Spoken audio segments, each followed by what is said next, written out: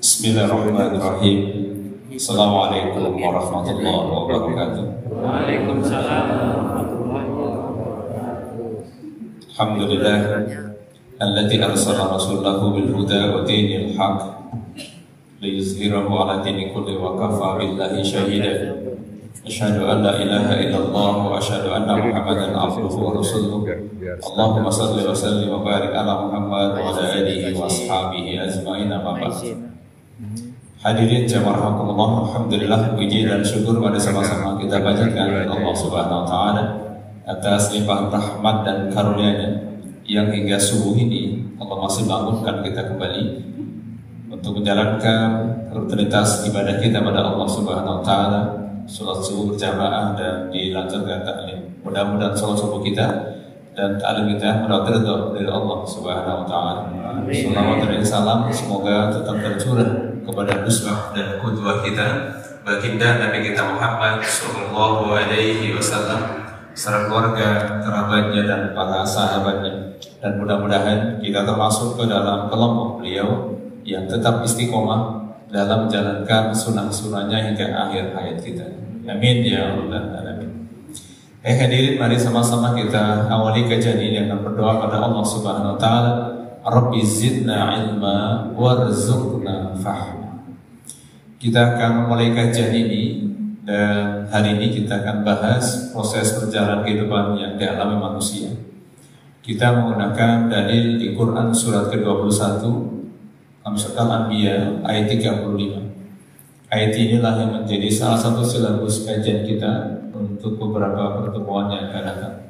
Allah berfirman, A'udzubillahi minasyaitonirrajim. Kullu nafsin dha'iqatul maut wa nabluukum bisyarri wal khairi fitnah wa ilaina turja'un. Setiap yang berjiwa akan mengalami kematian atau mengalami mati, kami akan menguji kamu dengan keburukan dan kebaikan sebagai cobaan, dan kepada kamilah kamu dikembalikan. Ayat ini kalau dalam beberapa tafsir kita ambil misalnya tafsir Al-Mutaksyarnya dari Riyadh ya, dikomandoi oleh Syekh Dr. Salih bin Abdullah bin Humaid. Beliau adalah Imam Masjidil Haram. Kata beliau pada ayat tadi ada 3 penggalan. Pertama, kullu nafsin dha'iqatul maut. Tiap-tiap yang berjiwa akan mengalami kematian, yakni akan terpisah dari jasadnya sehingga tidak ada satu makhluk bernyawa yang akan hidup kekal. Yang kedua, wa nabluukum bisyarri wal khairi fitnah. Kami akan menguji kamu dengan keburukan dan kebaikan sebagai cobaan. Ibnu Abbas berpendapat bahwa ayat ini adalah maknanya ayat ini, kami akan menguji kalian dengan kesengsaraan dan kesejahteraan, sehat dan sakit, kekayaan dan kemiskinan, haram halal, ketaatan dan kemaksiatan, serta hidayah dan kesesatan. Ini agar kami melihat bagaimana rasa syukur dan sabar kalian. Ini kata Ibnu Abbas. Kemudian yang ketiga, wa ilaina turja'un, dan hanya kepada kamilah kamu dikembalikan.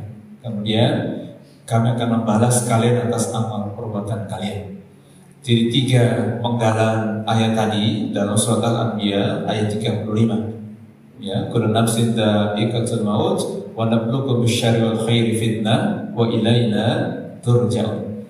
Nah, dari ayat ini kita akan coba mengembangkan jadi silabus kajian bahwa proses perjalanan kehidupan manusia yang tadi dialami ada 3 hal. Kita biar mudah pakai 3S. Kullu nafsin dha'iqatul maut, semua makhluk hidup akan mengalami kematian. Wa nabluukum bisyarri wal khairi fitnah, selama hidup akan diuji dengan keburukan dan kebaikan. Wa ilaina turja'un, semua manusia akan menghadap Allah Subhanahu wa taala. Baik sengaja, fakta, terpaksa atau tidak terpaksa, semuanya akan menghadap Allah Subhanahu wa taala. Baik, jadi dari ayat tadi kita mengambil inspirasi kajian psikologi Islam ini dari surat Al-Anbiya ayat ke-35 sebagai bagian dari silabus kajian ini. Mudah-mudahan Allah berikan kita kesabaran untuk belajar, sama-sama belajar dan bisa paham untuk memahami ayat Allah ini, untuk praktekkan dalam kehidupan kita sehari-hari. Jadi pada ayat ini ada 3S ya Bapak Ibu. Yang tadi di soal dia, kullu nafsin dha'iqatul maut, semua yang berjiwa akan mengalami kematian. S yang pertama. Yang kedua, wa nabluukum bisyarri wal khairi fitnah. Jadi semua selama hidup akan diuji dengan keburukan dan kebaikan. S yang ketiga, wa ilaina turja'un.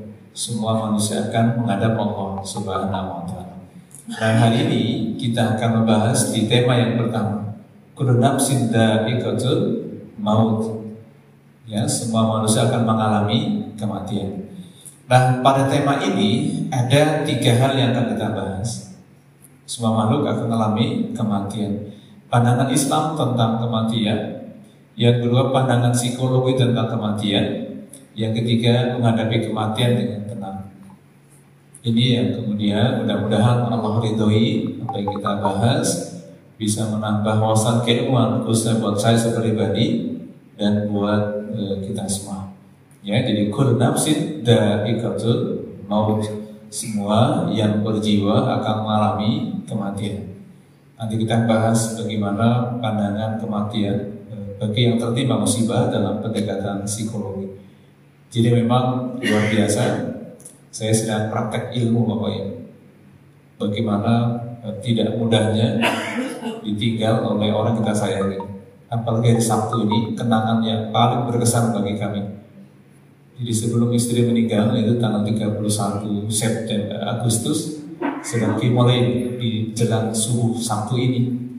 Ya, jadi setiap Sabtu seolah itu memorinya teringat kembali. Karena itulah komunikasi kami terakhir.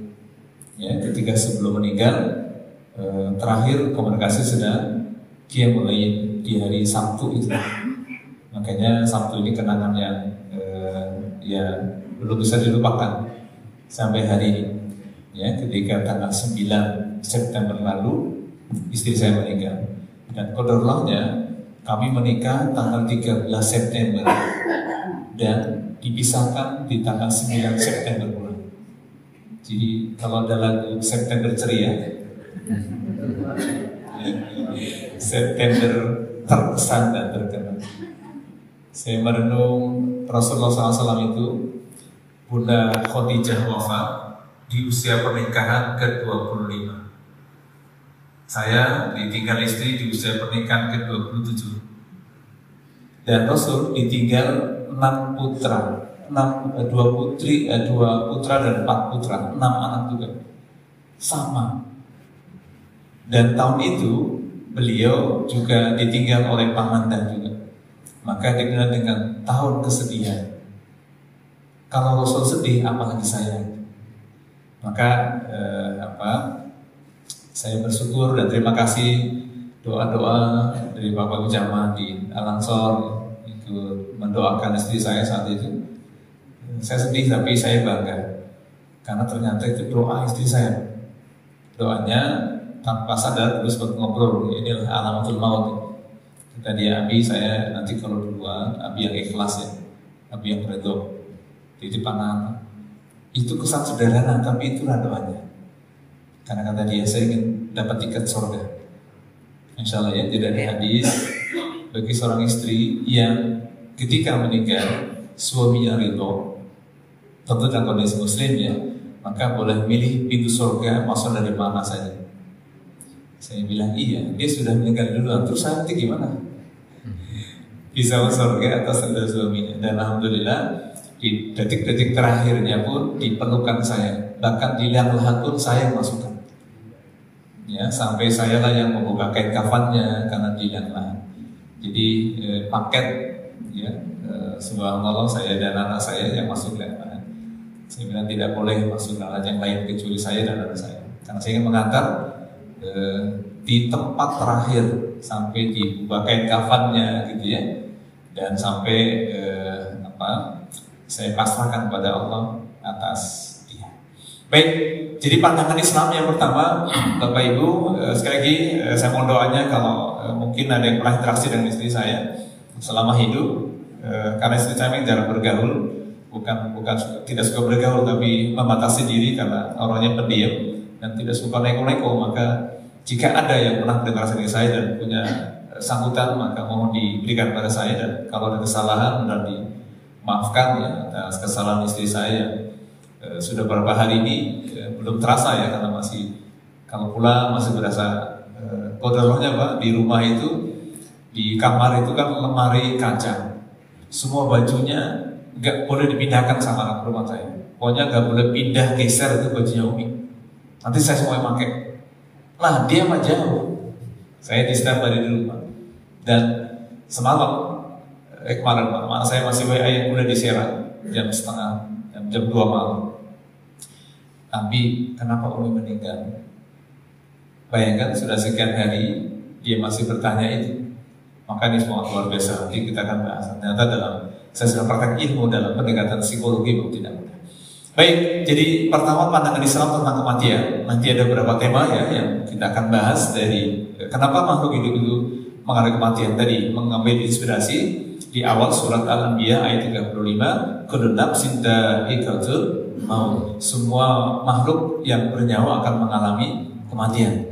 Sehingga tidak perlu takut mati. Yang takut justru malah persiapan menjelang kematian itu. Dan saya merasakan karena 11 hari di ruang ICU mendampingi istri saya, jadi tahu bagaimana kondisi banyak orang yang menjerit, mengerang-erang menjelang kematian karena takutnya luar biasa. Maka dari beberapa ayat digambarkan, ketika mata ini sudah dibuka, takbir untuk melihat alam gaib, ketakutan yang sangat luar biasa. Dan saya merasakan itu, maka di pelukan saya, istri saya itu tersenyum, mungkin dia bahagia, berarti bahagia karena doa yang dikabulkan, meninggal di pelukan suaminya. Dan saya sangat ridho, ya, maka saya malah jadi ngiri nanti. Maka bapak yang masih ada istri, jangan pernah istri marahin Pak. Jangan istri. Suatu hari di malam ketiga, saya kebuka anak saya. Nak, Abi ingin tanya, pernah nggak kalian lihat Abi marah-marah sama Umi? Enggak. Kata anak saya tahu kalau Abi lagi marah tuh kayak apa. Anak yang kedua saya, anak perempuan, usia 24 tahun, kata dia. Saya tahu kalau Abi lagi marah. Abi lagi marah itu diem. Kalau diem-dieman berarti lagi marah. Diem. Kemudian saya kalau melihat istri saya, istri saya kalau saya diem, tahu lagi marah, dia nangis. Melihat dia nangis, hilang saya marah. Marah saya hilang jadinya. Sehingga anak saya menyatakan, saya nggak pernah melihat Abi dan Umi berantem. Jangankan main fisik, selama 27 tahun menikah, bentak pun saya belum pernah merasakan. Ya, sudah terkonfirmasi oleh saya yang setiap hari mendampingi. Maka mudah-mudahan yang punya istri jangan dimarahin ya Pak istri. Sayang istrinya Pak. Saya ngerasain bagaimana beratnya ditinggal istri. Masya Allah ya. Dan biasanya suami itu lebay, saya termasuk suami yang lebay, sangat manja gitu ya. Jadi semua dilayani sehingga sekarang merasakan sedang belajar ilmu bagaimana sabar. Baik, ini silabus yang kita pelajari di tema satu ini ada 3 komponen yang kita pelajari. Pertama, pandangan Islam tentang kematian. Dalam Islam itu, kematian itu minimal 2 hal yang perlu kita ketahui. Pertama, kematian sebagai ketentuan. Yang kedua, persiapan menuju akhirat. Jadi mati itu pasti, nggak mungkin ditunda. Ya, pertama, kematian sebagai ketentuan. Dalam surat Al-Anbiya, surat ke-21 ayat 34. Ya. Jadi kami tidak menjadikan keabadian bagi seorang manusia. Ya, jika baginda wafat, apalagi yang lain. Artinya kematian sebagai ketentuan Allah yang mutlak pasti. Nah kalau mau abadi mah Rasul pasti abadi, kekasih Allah gitu. Maka pertanyaannya, jadi ketika kami tidak menjadikan keabadian bagi seorang manusia pun, ya, jadi tidak ada keabadian. Bahkan ada manusia paling sombong di dunia. Siapa dia? Fir'aun yang pernah ngaku Tuhan, mati juga. Jadi kalau ada ketua RW yang tidak mau turun gitu, pengen jadi ketua RW terus, setelah gak jadi ketua RW anaknya sudah jadi wakil ketua RW misalnya, walaupun warganya menggugat karena diduga ijazahnya palsu, tetap aja nanti mati juga, terang saja. Ada batasnya ya, kekuasaan Allah itu, kekuasaan itu pasti ada kata. Jadi nggak usah khawatir. Baik, jadi kematian sebagai ketentuan Allah. Ini yang harus kita waspadai. Maka saya sering mengingatkan kita semua, karena mati itu pasti, maka mari kita renungi. Yang kedua, ya, persiapan untuk menuju akhirat. Maka bulan ini, bulan apa namanya ini? Rabiul Akhir. Pada bulan ini itu turun Quran surat Al-Hasyr. Surat Al-Hasyr itu surat keberapa urutannya? 59. Ya, pada ayat ini. Jadi kalau kita secara masa lalu, di masa Rasulullah SAW tahun keempat Hijrah, itu Allah bercerita tentang pengusiran Bani Nadir, salah satu kelompok dari Yahudi. Jadi disebut dengan Al-Hasyr itu adalah pengusiran, karena ayat 1 sampai dengan 5 itu terkait dengan pengusiran Bani Nadir dari kelompok Yahudi yang berkhianat kepada kaum muslimin yang ada di Madinah yang sedang dibangun oleh baginda Rasul. Ya, disatukan ada kaum Ansor dan kaum Muhajirin. Kaum Ansor itu dari beberapa kelompok di dalamnya. Nah, ada kelompok Yahudi di Madinah yang berkhianat, yang namanya Bani Nadir. Itu terjadi di bulan Rabiul Akhir. Maka sebab turunnya Quran surat Al-Hasyr itu terjadi pada bulan Rabiul Akhir, yang penggalan kisahnya di 1 sampai 5 itu terkait dengan peristiwa pengusiran Bani Nadir yang berkhianat. Ada satu ayat yang menarik terkait dengan kajian kita di surat di ayat ke-18-nya. Ya alladzina amanu taqullaha wal tanzur nafsum ma qaddamat lighad wa taqullaha innallaha khabirum bima ta'malun. Ini sering dibaca oleh para khatib biasanya itu. Ya, wal tanzur nafsum ma qaddamat lighad. Hendaklah setiap diri melihat, memeriksa kembali kira-kira bakal apa yang sudah akan dibawanya. Kira-kira bapak-bapak, ibu-ibu sudah siap menjelang kematian belum? Insya Allah belum siap. Kenapa belum siap?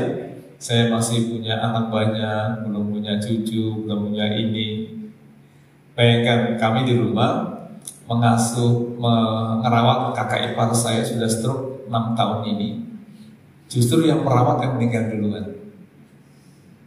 Bayangkan, itulah ajalnya, nggak bisa diminta. Maka di malam pertama ketika jenazah sampai di rumah, anak saya itu bertanya, Abi sudah berdoa kan? Sudah. Kenapa nggak lo kabulkan doanya? Masya Allah. Saya bilang, lah, kalau semua doa Abi dikabulkan bahaya. Misalnya Allahumma hawin alina fi sakaratil maut. Ya Allah, selamatkan aku dari maut. Berarti Abi harus mati saat ini juga. Makanya doa itu tidak harus dikabulkan dengan berapa cara. Ada 3 cara mereka doa mengabulkan doa kita. Pertama, langsung dikabulkan di dunia. Kedua, ditangguhkan nanti di akhirat jadi pahala. Ketiga, dihindarkan dari mara bahaya. Jadi luar biasa ya.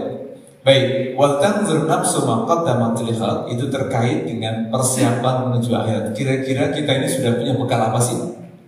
Coba, yang usianya 70 tahun ada nggak sini? Banyak. Kira-kira sudah punya catatan apa untuk menghadap Allah? Sudah punya bekal apa? Sudah punya bekal belum?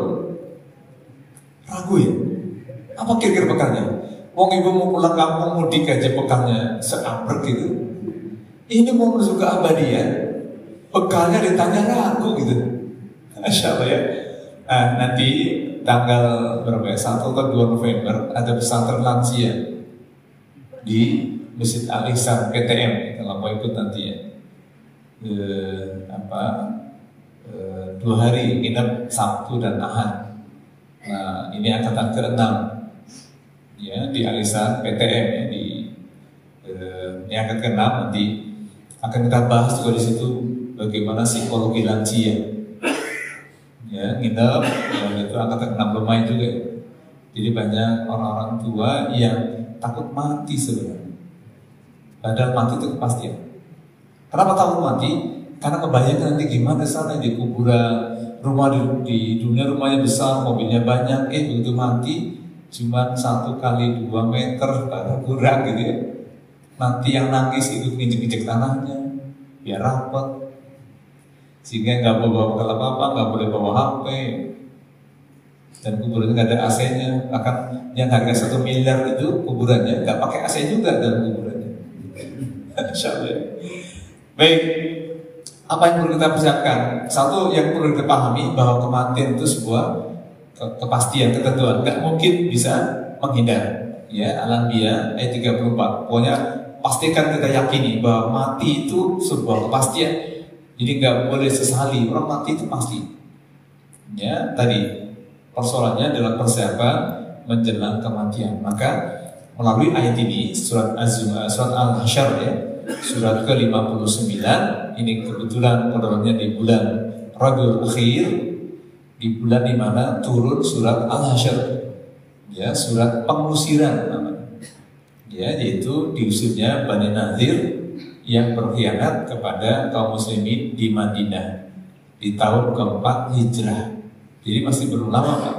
Ya, dari tahun 4 Hijrah itu berarti Rasul baru 4 tahun di Madinah.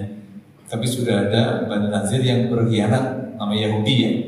Jadi kalau hari ini hebohnya luar biasa itu di Timur Tengah, itulah karakter Yahudi sejak zaman dulu. Ya, makanya wajar kalau dalam perjalanan kehidupan ini kaum ini memang banyak membuat heboh. Nah, persiapan tentu saja yang perlu kita lakukan dalam rangka mempersiapkan hari kematian kita. Kita pastikan dulu kita sudah beramal soleh atau belum. Misalnya gini, tugas utama kita kan ibadah Bapak Ibu. Nanti kita lihat satu di surat ke-7 ayat 172. Ini mengawali mengapa perlunya persiapan. Kita perlu mengevaluasi kembali kira-kira persiapan menuju akhirat itu apa. Pertama, pemahaman.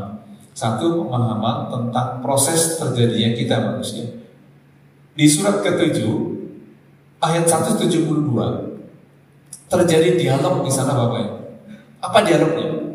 Satu dialog yang sangat terkenal pada tengah-tengah ayat itu, ketika Allah bertanya kepada ruh kita, alastu bi rabbikum? Qalu bala syahidna. Jadi syahadat pertama kita hadirin itu ketika di alam rahim. Jadi itu kita bersyahadat. Dari mana tahunya? Tadi dalilnya Quran surat 7 ayat 172. Di alam rahim ibu kita itu sudah bersyahadat. Andai saja, perjanjian ini ada akta notarisnya, tentu semua orang akan beragama Islam. Andainya gitu kan, perjanjian antara Allah dengan makhluknya. Ya, ketika ditanya, Alastaghfirullahaladzim, bukan kamu Tuhan kalian? Ya, kamu adalah Tuhan kami. Alastaghfirullahaladzim, qalu bala syahidna. Kami jadi saksi bahwa kau adalah Tuhan kami. Ini perjanjian pengakuan bahwa kita beragama tauhid. Itu pertama. Kemudian setelah lahir, ini kan pernah berjanji. Begitu lahir, kita diingatkan tentang kisah ini. Namanya fitrah. Apa itu fitrah? Naluri bertauhid. Salah satu pengertian fitrah dan naluri beragama Islam bertauhid. Di surat ke-30 ayat ke-30. Fa'aqim wajhaka lidini hanifa fitratallah. Hadapkan wajahmu ke din yang hanif, tetaplah fitrah Allah. Jadi dalilnya surat ke-172, kemudian surat ke-30 ayat 30 sambungannya. Artis manusia itu kalau hari ini kita sudah beragama Islam, subhanallah, itu nikmat sangat besar. Kenapa? Berarti kita semua sudah sesuai dengan fitrahnya Allah. Ya, surat Rum tadi, surat 30 ayat 30. Fa'aqim wajhaka lidini hanifa fitratallah. La tabdila li khalqillah. Allah tidak akan mengubah fitrah itu. Nah, oke, yang ketiga, setelah diingatkan tentang fitrahnya beragama Islam itu, maka ada tugas dalam kehidupan kita. Apa tugasnya? Surat 51 ayat 56. Apa tugasnya? Ibadah. Wa ma khalaqtul jinna wal insa illa liya'budun. Tidak kami ciptakan jin dan manusia melainkan ibadah. Jin juga beribadah, Pak. Bagaimana cara ibadahnya? Nanti bisa dilihat di Quran surat 72, namanya surat Jin. Jadi jin juga ada yang muslim, ada yang kafir. Jin juga beribadah pada Allah. Yang muslim dia beribadah. Maka surat jin itu, surat ke-72, ini kisahnya luar biasa. Kalau kita renungi surat jin itu, ya tadi malam saya mendengarkan lagi lelah luar biasa mendengar tilawah itu surat jin. Masya Allah, indah betul surat itu. Berkisah tentang jin. Jadi kalau kita ngaji gini nih, mereka juga ikut Pak. Alhamdulillah kita nggak usah lihat. Kalaupun berkabul semua ini. Jadi kalau kita lagi sholat, Rasul lagi sholat itu mereka menghubungi. Ya alhamdulillahnya kita nggak bisa melihat makhluk jin itu. Jadi kalau melihat mungkin pada bubar semua dengan yang ngaji gitu ya. Maka disebut dengan surat jin. Ya banyak kisah di surat jin. Baik, jadi tadi ya tugas kita berarti ibadah, maka aktivitas kita menjelang untuk hari akhirat tentu mengabdi kepada Allah Subhanahu wa taala, beribadah kepada Allah. Apa itu ibadah? Di surat ke-6 ayat 162. Qul inna sholati wa nusuki wa mahyaya wa mamati lillahi rabbil alamin. Ada berapa yang dipasrahkan itu? Ada 4. Qul inna sholati wa nusuki wa mahyaya wa mamati. Jadi 4 dipasrahkan. Artinya yang perlu kita lakukan hari ini untuk menjelang kematian kita, pastikan 4 ini kita persiapkan dengan baik. Pertama, sholat mewakili ibadah yang mahdhah. Qul inna sholati, ibadah mahdhah itu yang sudah tentukan kadar dan waktunya. Sholat, puasa, zakat, haji, itu sudah ditentukan. Ya, surat apa tadi? Al-An'am ayat berapa? Betul ya, 162. Qul inna sholati wa nusuki wa mahyaya wa mamati lillahi rabbil alamin.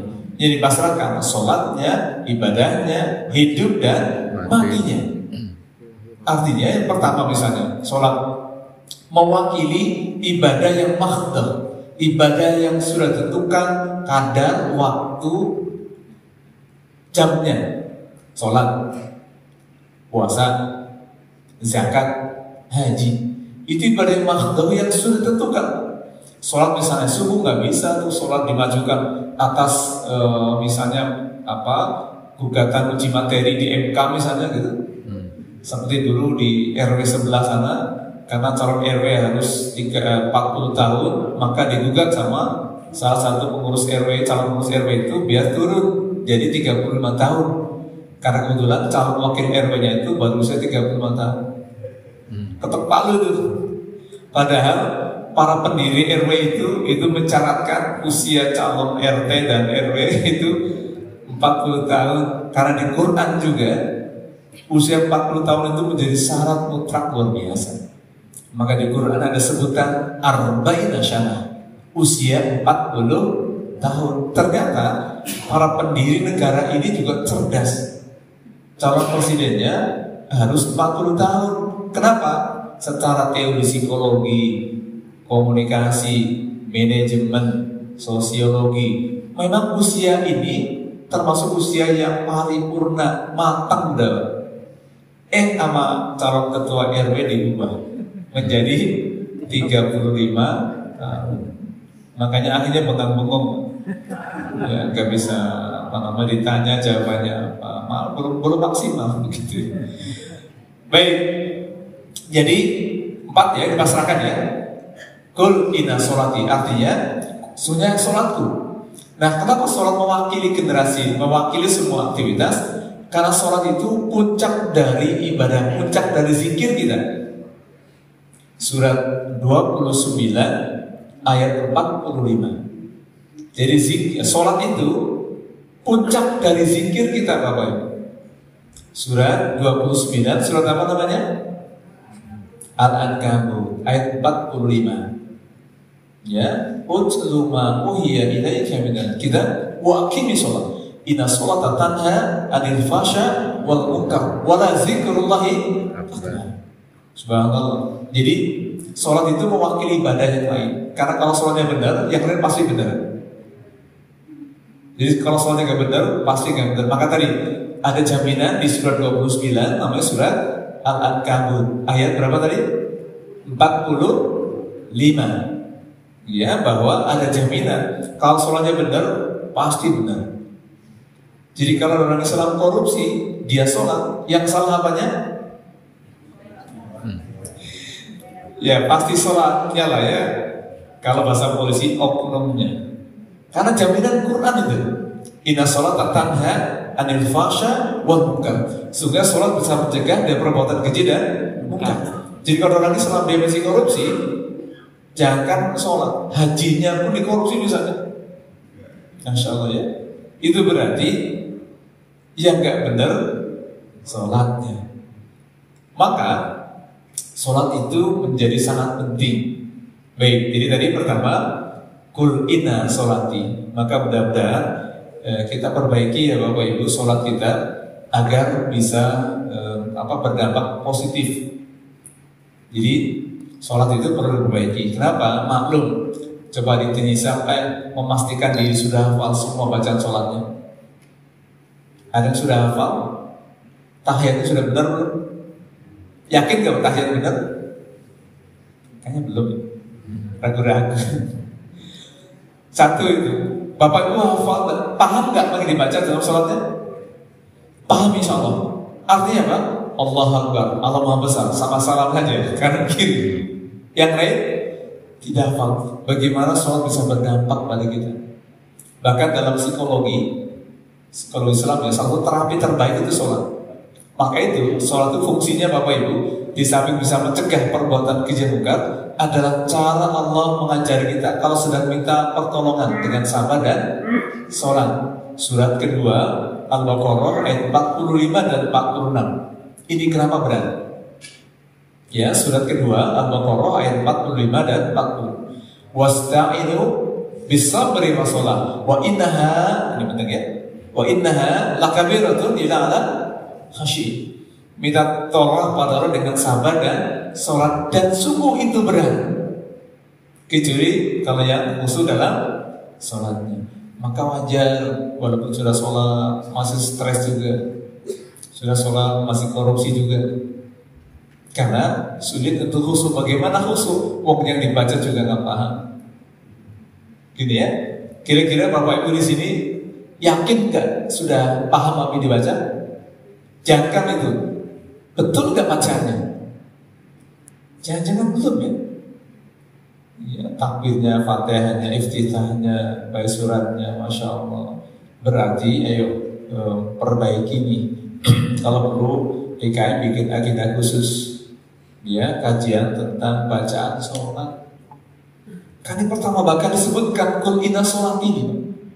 Karena ada hadis nanti di hari kiamat itu yang pertama dihisab itu sholatnya, masya Allah. Ya, jangan-jangan sholat kita masih gugur kewajiban. Yang penting sholat. Buktinya apa? Di masyarakat ini masih banyak penyelewengan. Orang dia muslim, berarti sholatnya belum benar. Karena Allah jamin, inna sholat tanha anil fahsya wal munkar. Sholat bisa mencegah perbuatan keji dan munkar, gitu ya. Wala zikrul akbar, sebagai puncak zikirnya itu di sholat Bapak Ibu. Makanya ada pengertian yang salahnya di kalangan orang tertentu, misalnya sholat itu sama dengan zikir sama dengan sholat itu sama dengan doa sama dengan zikir sama dengan ingat. Maka ada aliran Islam eling, cukup mengingat saja sudah sholat. Ya, ini dulu di kampung saya ada Islam eling namanya. Jadi cukup ingat.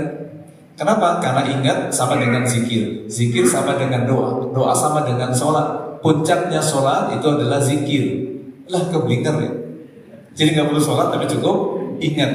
Ini ada di Indonesia. Bahkan di kampung saya dulu di Banyumas sana itu sampai ada yang satu daerah itu hilang ya dari peredaran, nggak tahu kemana itu.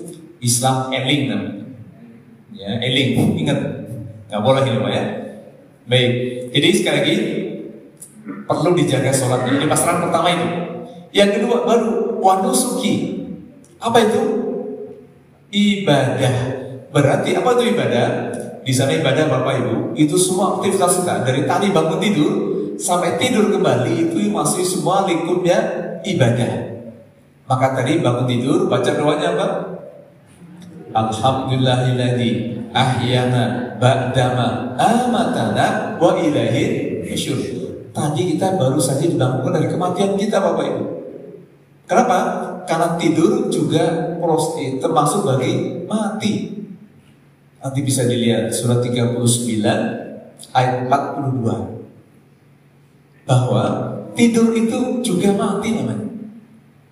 Makanya doanya dari kematian kita. Makanya tidak perlu takut mati. Wong kita stabari mati kok.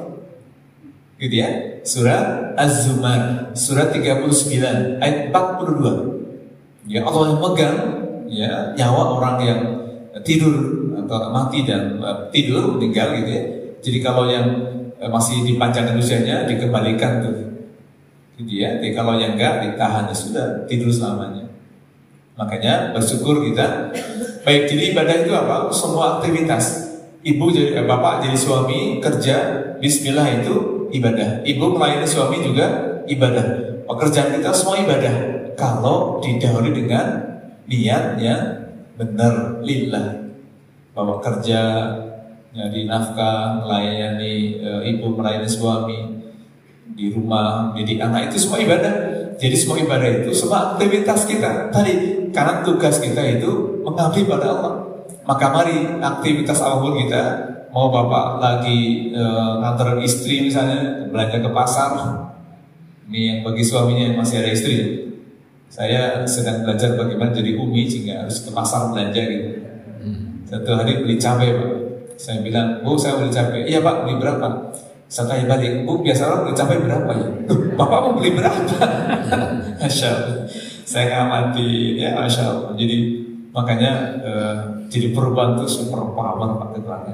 Laki-laki itu Masya Allah gitu kan. Belanja aja gak tahu gitu ya. Masya Allah. Baik, jadi niatkan semua. Yang belajar juga sama. Maka tadi besok-besok kalau mau taklim, luruskan aja Allah, saya mau ibadah dan juga belajar. Bawa catatan, belajar. Kenapa? Karena dalam hadis, man kharaja talaban in fahuwa fi sabilillah hatta yarji. Siapa orang yang keluar rumah menuntut ilmu, maka dia sedang berjihad sampai dia kembali. Jadi Bapak Ibu ini sedang dinilai jihad pahalanya ya. Bukan mati syahid nanti pulang ke rumah ada mobil tabrakannya biar mati syahid, enggak ya? Itu mati syahid namanya. Pahala yang dapat, kenapa? Karena pentingnya mencari ilmu tadi. Ingat anak kita di rumah, belajar itu bagian dari jihad. Tadi ya, man kharaja talabal ilm fa huwa fi sabilillah ta yarji. Sebelum keluar rumah, dia sedang menuntut ilmu sampai dia kembali berjihad di jalan Allah. Ya, maka Bapak Ibu juga bisa mendapatkan itu ketika taklim, ketika belajar, ketika kajian itu niatnya karena Allah. Kalau sudah niat karena Allah pasti belajarnya serius Pak. Kenapa? Kalau orang ingin pintar, orang yang cerdas, Allah memberikan gambaran. Nanti bisa dilihat surat 39 ayat ke-18. Kita juga bisa belajar untuk jadi orang cerdas. Asal tahu kata kuncinya. Surat 39, surat apa namanya? Az-Zumar ayat 18. Jadi kalau ingin cerdas, 5 langkah ini praktekkan. Ini kata Quran ya, kalau kita ingin cerdas. Pertama, alladzina yastami'u. Mendengarkan, bukan mendengar loh Pak. Apa bedanya? Kalau dalam bahasa Arab ini, kalimat yastami'u itu sebagai empasis penguat. Kalau yasma'u itu dengar. Mendengar, tapi tidak mendengarkan. Kalau mendengar itu hadir di sini tapi pikirannya di mana-mana. Pikirannya nggak fokus. Itu makanya kenapa orang cerdas itu mengaktifkan indranya untuk belajar. Tadi terwakili dari pendengaran. Yastami'u. Kenapa? Pendengaranlah dari indra ini yang sampai kita meninggal pun masih berfungsi. Maka dari saya di Jepang itu bahwa orang meninggal itu masih berfungsi pendengarannya. Dalam hadis, Kalau nanti kita meninggal, itu derap langkah pelayat kita itu masih bisa terdengar sampai berapa langkah? 7 langkah. Kalau nggak percaya silakan praktekkan. Kalau saya udah percaya benar. Maka saya bilang ke anak saya ketika jenazah sampai di rumah, "Nak, kamu baca Quran saja, biarkan Umi mendengarkan bacaan Quran kalian." Kenapa? Karena Umi walau sudah meninggal itu masih berfungsi pendengarannya. Masya Allah ya. Makanya wajar di Indonesia itu seringkali kalau orang meninggal itu dibaca Quran. Sebenarnya itu untuk menghibur, karena sudah nggak bisa apa-apain meninggal itu. Hanya bisa mendengar daripada dengar ribut salah warisan. Alhamdulillah ya, di depan jenazah ribut warisannya sedihnya luar biasa. Ya, maka pendengaran masih berfungsi. Itulah pertama, yastami'u. Yang kedua, al-qaul, jamak dari kata qala, perkataan. Maka kalau ingin cerdas, pastikan indera kita berfungsi dengan baik, pendengarannya, penglihatannya. Jadi kalau belajar, pastikan kita bisa maksimalkan itu. Yang kedua apa? Al-qaul itu perkataan, nasihat, gagasan, ide, nasihat orang lain. Yang ketiga yang paling penting, Bapak Ibu, fayatabuna asana, bisa menyeleksi yang baik-baik. Boleh belajar kepada siapa saja, belajar apa saja selama kebaikan, dan harus bisa menyeleksi. Ini repot kalau lagi belajar fikih corona, ya perbandingan fikih luar biasa. Sholat yang benar ini munfaridnya digerakin atau dari awal tahiyat langsung menuju, karena ada ya tentu kita sendiri ya, ada yang langsung menuju, ada yang digerak-gerakin tangannya, ada asyhadu Allah baru menuju. Mana yang benar? Semua benar karena ada dalilnya. Yang gak benar, yang repotin orang lain, yang kepoin orang lain. Harusnya begini tau, gak begitu. Gak boleh. Saya pernah di debat dulu gitu, Ustaz, antum salah itu. Padahal hadis tentang gerakan tangan ini ada 11 hadis. Ada buku terjemahan Salat Rasul itu yang terjemahkan cuma 5. Pada kedudukan hadisnya juga sama-sama, Sahih ada yang hasan. Di debat, Ustaz gak benar itu ngajarinnya. Saya bawa kitab aslinya nih, kalau kitab aslinya kalau ingin tahu, jadi biar gak berdebat, kira-kira gitu ya. Biasanya gitu ya, udah baca terjemahannya, merasa paling benar, kan bahaya. Nyarain orang lagi. Baik, ini yang kedua. Yang ketiga, menjalankan, yang saya baik-baik. Yang keempat, sangat penting. Hada huwahumullah, mintalah agar ilmunya berhidayah. Ilmu dapat petunjuk. Maka tidak semua orang yang belajar ilmu itu dapat hidayah, Pak. Maka Rasul ngajar kita doa. Semoga masih ingat doanya. Ya, doa ini ada dalam kitab Sahih Muslim di jilid yang kedua. Hadisnya nomor 2722. Allahumma inni as'alukal huda. Allahumma inni a'udzubika min ilmin la yanfa' wa min qalbin la yansha' wa min nafsin la tasba' wa min da'watin la istajaba laha. Sampai begitu pentingnya ilmu dapat hidayah, Pak. Ilmu pertama, Allahumma inni a'udzubika min ilmin la yanfa'. Ya Allah, kami berlindung dari ilmu yang tidak manfaat. Ibu sudah taklim berapa lama di Bekasi? Ikut masjid taklim? Mungkin lebih dari 10 tahun.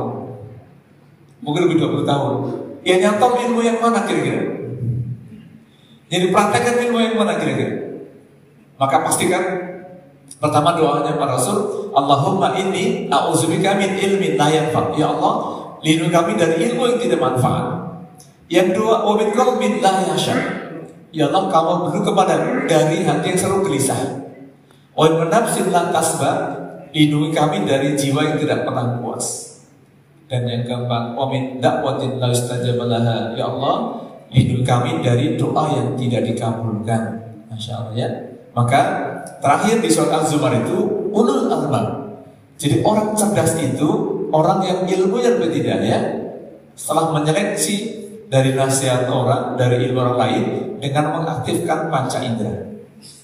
Gitu ya, itu ilmunya biar manfaat. Maka mudah-mudahan apa yang kita pelajari bisa menambah keyakinan kita bahwa belajar itu bagian dari ibadah. Lalu ketiga ini pasaran apa? Wa mahya, hidupku.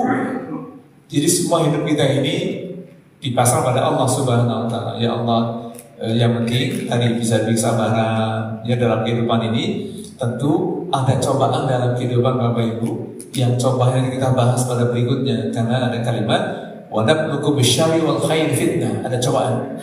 Tapi minimal kita kenali dulu. Berarti yang perlu kita waspada, manajemen dengan baik untuk menjelang kematian. Persiapannya ada 4 tadi. Sholat, ibadah yang diperbaiki, kemudian ibadah yang secara umumnya kehidupan diperbaiki, kemudian mari jadikan cara pandang hidup ini di atas jalannya Allah Subhanahu Wa Taala. Dan yang keempat, kita menuju akhirat. Maka salah satu indikator ilmu manfaat, Bapak Ibu, ini buat saya nasihatnya sebenarnya, itu ada 3 indikator ilmu manfaat. Di surat 39, surat Az-Zumar ayat ke-9. Ya, semoga ini saya bisa mendapatkan ini yang kita semua. Indikator ilmu manfaat ada 3. Pertama, rajin ibadah. Ya, surat Az-Zumar, surat 39 ayat 9. Syajidan wa qa'iman. Pemiliknya menjadi sama rajin, itu artinya ibadahnya baik. Yang kedua, yakhdarul akhirah, punya orientasi akhirat, Pak. Kalau orientasi akhirat, Pak, saya yakin mau korupsi juga mikir-mikir, Pak. Ngapain korupsi? Nanti di sana digebukin malaikat. Yang kedua, yakhdur rahmah, mencari ridhonya Allah. Kira-kira kalau saya melakukan ini Allah itu atau tidak? Nah, itu ya indikator 3 ilmu manfaat. Rajin ibadah, orientasi akhirat, dan orientasi mencari ridhonya Allah Subhanahu Wa Taala. Surat 39 ayat ke-9, surat Az-Zumar. Gitu ya. Ini pandangan Islam tentang kematian. Sudah suruk ya? Oh belum? Sudah habis waktu berarti? Iya, ya betul. Oh Pak, ya alhamdulillah berarti selesailah tugas kita. Nanti insya Allah berikutnya, karena masih panjang, mudah-mudahan Allah ridhoi ya, bagaimana pandangan psikologi tentang kematian. Ya, wajar banyak orang alami depresi, ditinggal meninggal, itu karena memang bebannya berat. Dan saya yakin itu semuanya yang bisa mengatasi hanya Allah. Ya, tidak ada kekuatan, la haula wa la quwwata illa billah. Tidak ada kekuatan kecuali pertolongan Allah Subhanahu Wa Taala. Baik, sebelum saya akhiri, ada yang mau ditanyakan? Oh ya, mangga.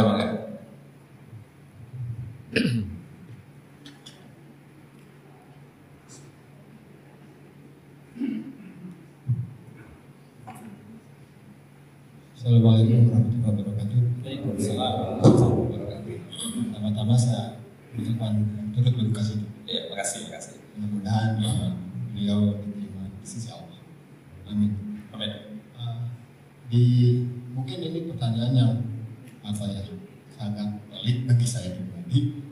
Ada yang bertanya kayak gini bahwa kita itu sudah ditakdirkan, sudah diputuskan bahwa kamu hidup itu akan begini. Tapi kemudian ditanya apa fungsi doa? Itu.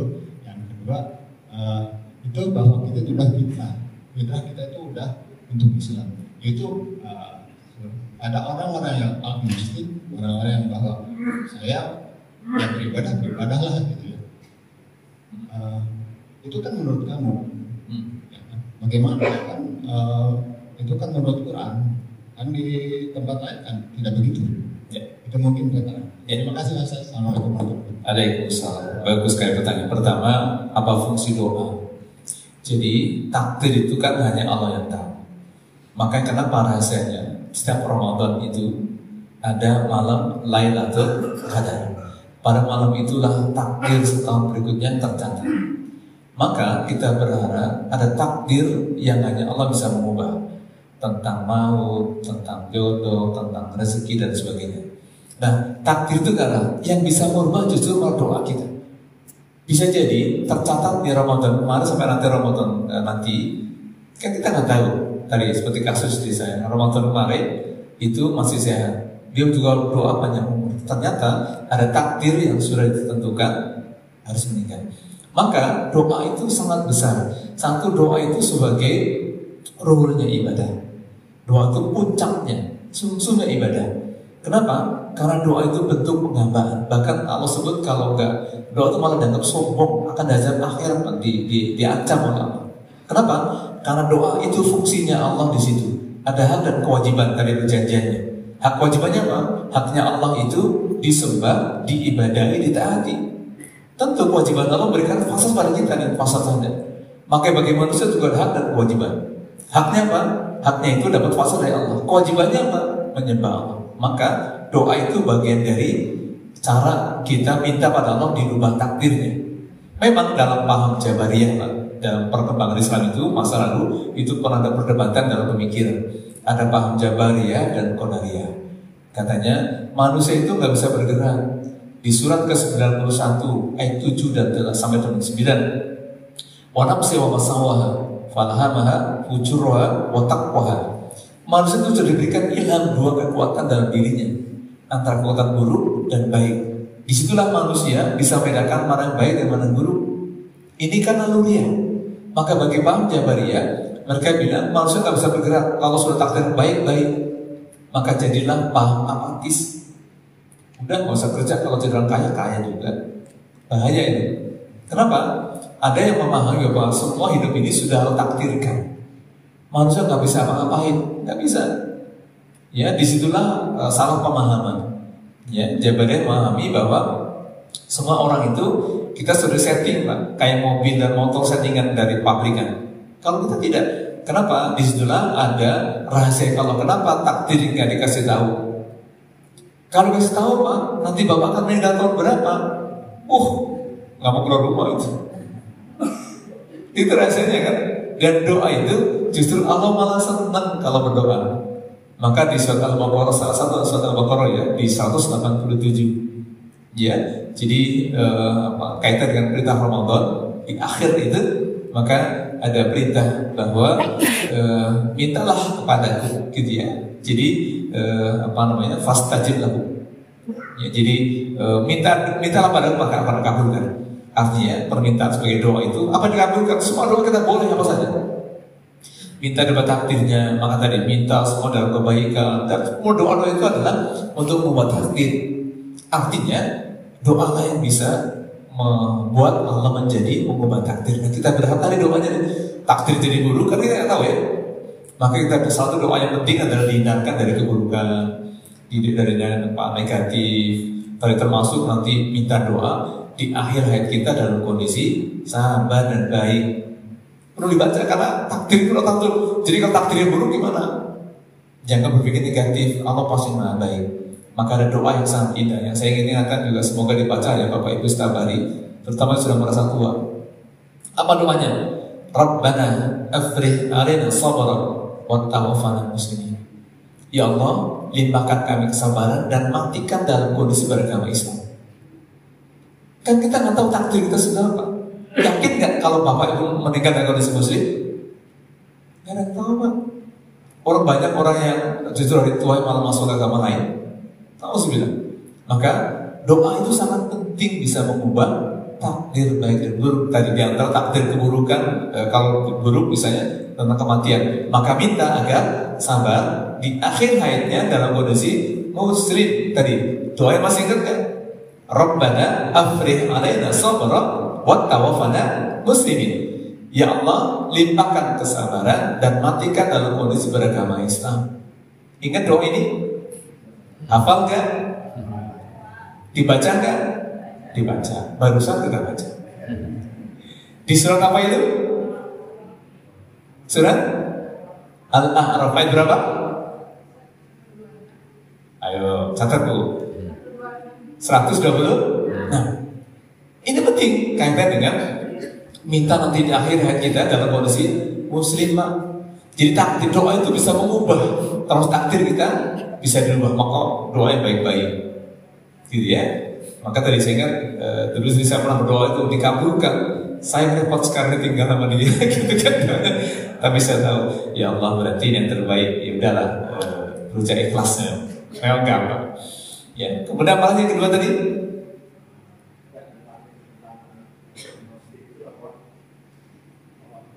Oh iya, jadi pemahaman Pak. Maka kenapa kita perlu belajar agama yang baik? Minta agar dapat hidayah Pak. Ya tadi ya, karena kalau memang pandangan, kalau sudah cabut ketenangan hatinya Pak, itu negatif Pak pikirannya. Mendewakan ilmu akhirnya dan menyalahkan yang baik. Maka Allah menjanjikan kepada kita ketenangan. Walladzi anzala sakinata fi qulubil mu'minin. Maka yang kita harapkan itu Allah turunkan ketenangan di sini. Sehingga ketika ada proms negatif ya, misalnya terkait dengan unsur baik itu dalam pandangan manusia berbeda dengan pandangan Allah tentunya. Tapi bagi kita tadi ada orang berpikir tentang mungkin baik menurut Quran, yang lain kan tidak percaya. Maka kita berharap mudah-mudahan Allah tetapkan hati ini tetap dalam hidayah Allah. Apa doanya?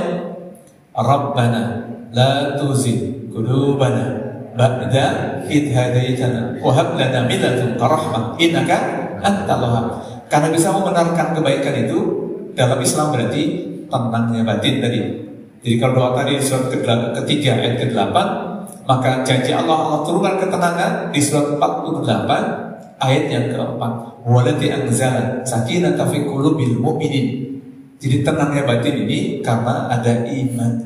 Maka kalau fokus yang lain misalnya tentang klaim benar, ya tentang benar dari Islam, ya kalau bagi mereka yang tidak punya iman, itu pasti pandangannya berbeda, miring pasti.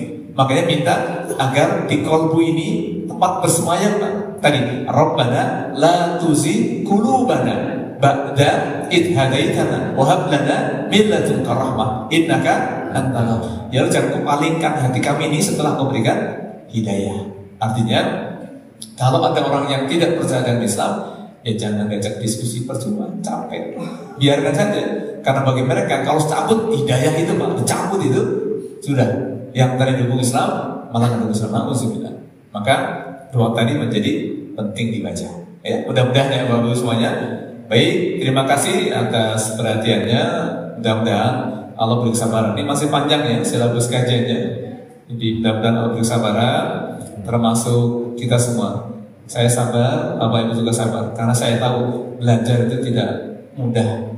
Nabi Musa saja suruh belajar kepada Khidir, gak sabar, apalagi Bapak Ibu di BSK sini. Maka mudah-mudahan ya Allah beri kesabaran untuk bisa menambah ilmu kita. Dan mari kita akhiri dengan doa kalau majelis. Subhanaka Allahumma wa bihamdika asyhadu an la ilaha illa anta astaghfiruka wa atubu ilaik. Terima kasih. Billahi taufiq wal hidayah. Assalamualaikum warahmatullahi wabarakatuh. Waalaikumsalam.